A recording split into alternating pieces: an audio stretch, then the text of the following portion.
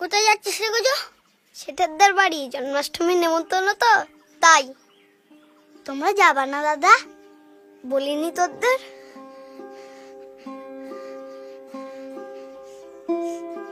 ওদের না মনে হয় বলিনি। তাই অবশ্য ওরা বেছি বেছি বলেছ তো, সবাইরে তো বলিনি। কেটে বলেছ? আমাদেরও বলবে, আমাদেরও বলেছ। দাদা হাটে গেছে, হাটের টিফিলে দাদার সাথে যাব। চপ বাবা, তো ওরম করতেছিস কেন? তোর বাবা তো ভ্যান চালায়, তাই হয়তো তোদের বলিনি। আমার সাথে যাবি? না, আমি আর কোথাও যাব না। কেন?